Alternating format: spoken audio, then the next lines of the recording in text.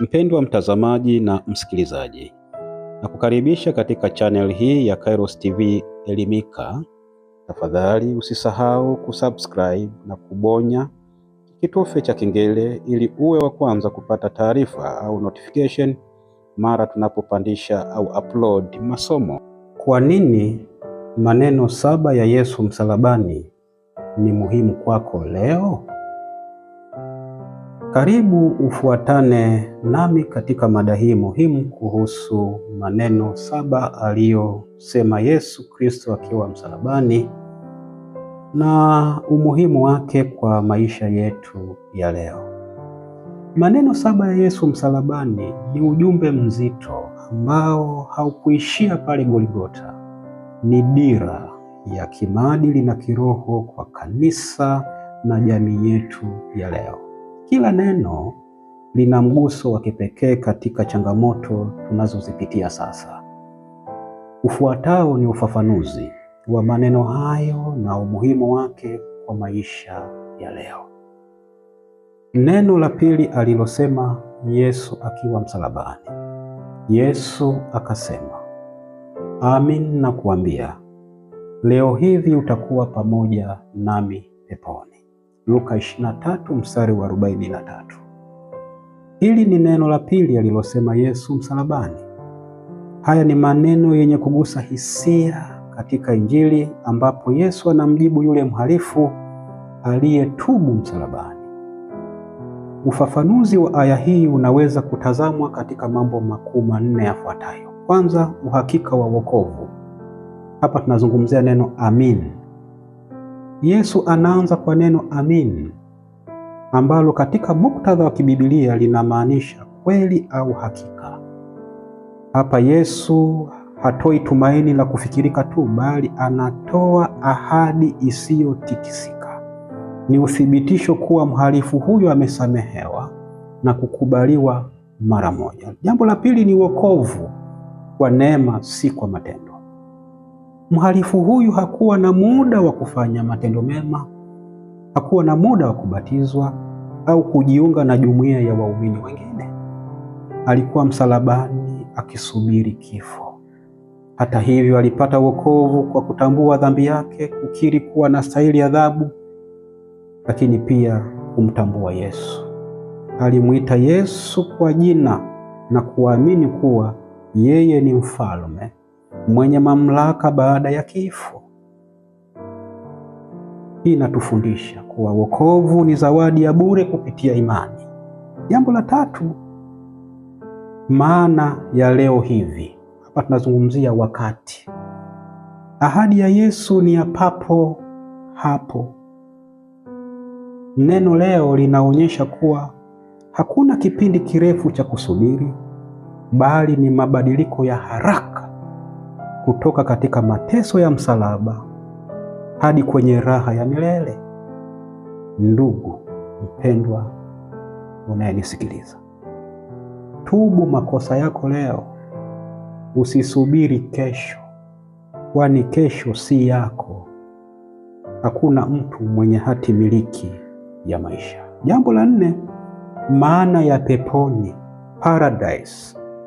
Neno peponi asili yake ni neno la Kiajemi cha kale paradeisos, likimaanisha bustani iliyozungushiwa ukuta au hifadhi ya miti na wanyama kwa ajili ya wafalme na matajiri wa Uajemi. Palikuwa ni mahali pa furaha na pumziko. Wagiriki waliazima neno hili kutoka kwa Waajemi. Katika muktadha wa kibiblia, umuhimu mkubwa si mahali pekee, bali ni nani aliyepo hapo. Yesu anasema pamoja nami. Kiini cha mbinguni au peponi ni kuwa mbele ya uwepo wa Kristo.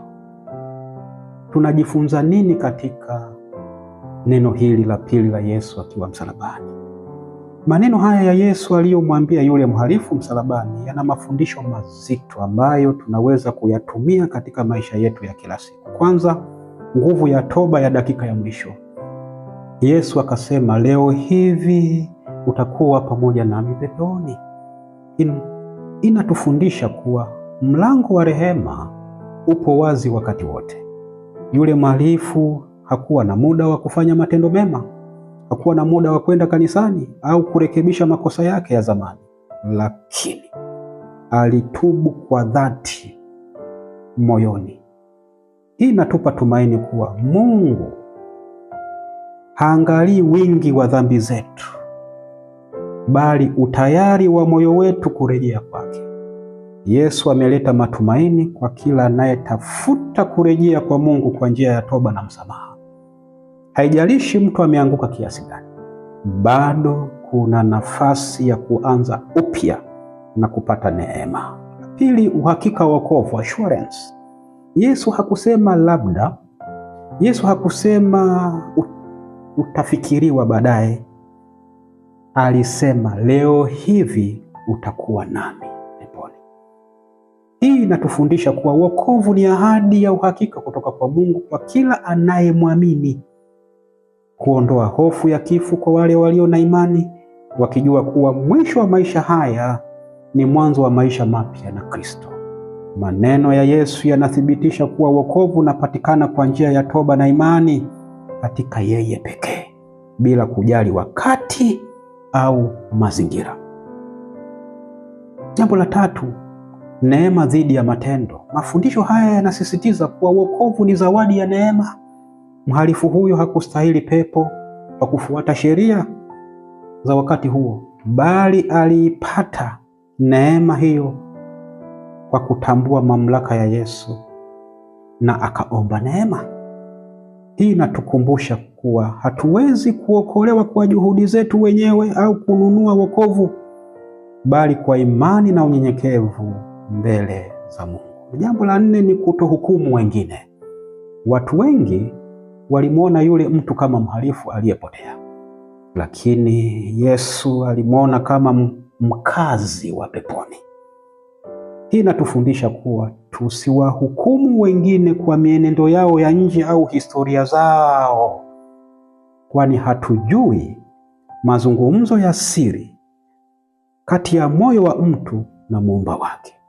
Kwa muktadha huu, kanisa linakumbushwa lisiwahukumu watu kama wameshindikana, bali kanisa lina wajibu wa kuendelea kuwalea kiroho ili wafikie toba. Mungu akubariki. Tafadhali usisahau kusubscribe ili upate notification au taarifa mara tunapo upload au pandisha mafundisho.